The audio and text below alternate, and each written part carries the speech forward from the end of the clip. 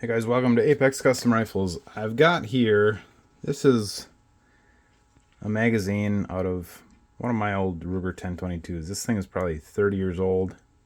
I just went through and cleaned it, but there's a way to take these apart and clean them if you didn't know. That's probably why you're here. See how these things come apart. They do come apart. And so what you need is a 9/64 Allen wrench.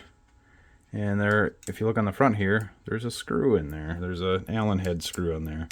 So we're just gonna, these might be kind of tight. I just took this one apart. So we're just gonna unscrew that guy. And we can pull this out. That's just a little screw right there. Here's a part you gotta be careful of. This back cover should come split apart like that. And it's spring loaded. So you're going to kind of hold it close and then you're going to let it loose. About twice. There, it let loose there. So everything came apart. So this little nut here, that goes in the back, of course, where that little hex head is.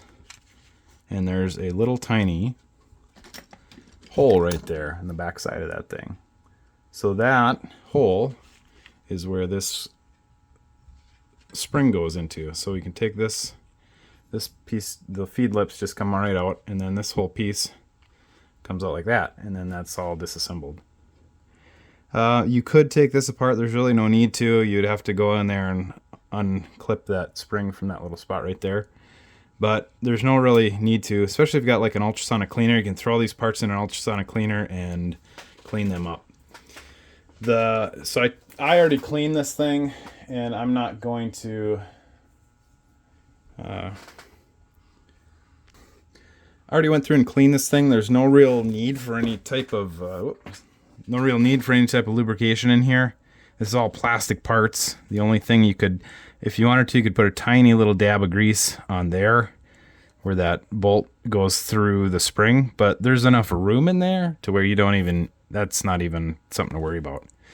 To get this guy back together, we want to put this guy in there. So of course, when we look at this, there's the big feed lip there, and the spring part goes in the back. Or sorry, I got this in backwards. This part goes in like this, and that tall part of that feed lip, or the magazine rotating drum there, don't correct me on my terminology today. So this guy, there's two circles, one's bigger than the other. It only goes in one way. Goes in like that. And make sure that your large lip on your little drum there is going to hit up inside there. And then the tricky part, the easiest way I found to do this is you want to get about 2 revolutions of tension on this spring. So find your little hole, and that's going to point up, or pretty close to up,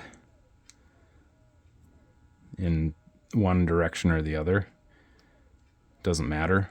You can line it up with that hole too. That's actually the way to do it. Line that hole and that hole up. And then we're going to carefully get that little spring to hook into that. If you can see that, it's hooked into there. And here's the tricky part. So we're going to give it 2 revolutions. So we're going to turn the cap clockwise.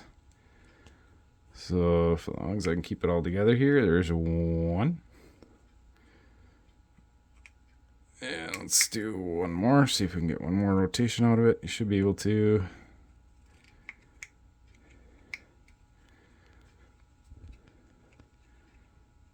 And then once we get the second rotation, we can snap the cap back together like that. Okay? And then our screw goes back in through here. We just tighten this up with our 9/64.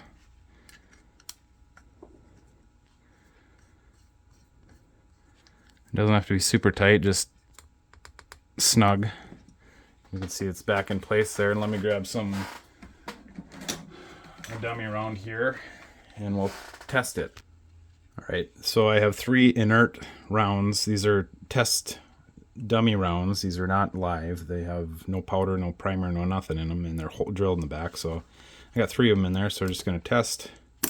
See that they're going to strip out of there nice and clean. You can see those are dummy rounds, so there we go.